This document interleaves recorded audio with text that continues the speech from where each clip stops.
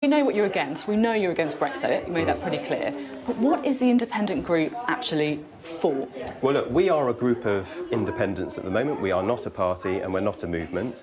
Please do go and look at our website, theindependent.group, to find out more about us. We have set out in detail our values there.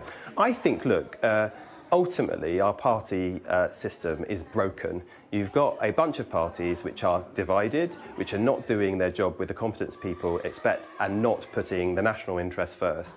Now, we're quite clear that we believe that we should have the closest possible relationship with the European Union because we're internationalist.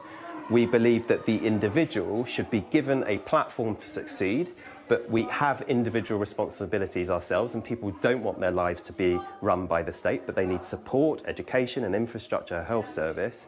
But also, we believe, ultimately, work is an incredibly important value, and we need to give people a level of security that they expect. Now, none of the established parties are providing the answer to those challenges. And So what are the answers then? What kind of policies what is quite a disparate group of MPs, yes. What policies could you unite around specifically then? Well, we've set out our values. I think in week one, for us to set out a full policy programme and manifesto, given we're not a party, wouldn't be the right thing. But let me just say this, look, one of the strengths of our group is that you've got people who, yes, share progressive values, but they come from different traditions, from the One Nation Conservative tradition, the centre-left, within the Labour Party, the Liberal tradition. So you've got these different traditions which are united behind a set of values. Now, one thing that people have been really interested in is, well, what do, for example, the different members think about the austerity that we've seen over the years? Now, some, like Anna Soubry, a former minister, is quite clear that she thinks the fiscal trajectory that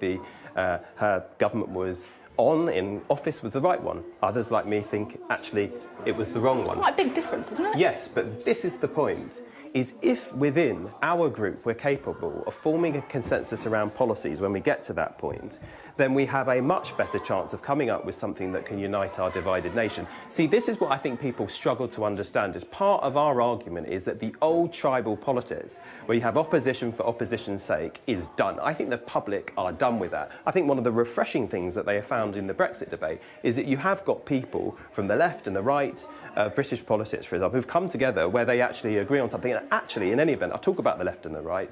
We know that this left-right, fulcrum around which politics has revolved over the last few decades is nowhere near as important as it was. Your age, the demography, your age, your background, your class, your geography, all of these things, these cultural issues are playing much more in British politics. And yet, politics and the system and these old parties are carrying on like nothing has changed. They just want to carry on and do business as usual, the status quo, when what we need in this country is fundamental change, in my view.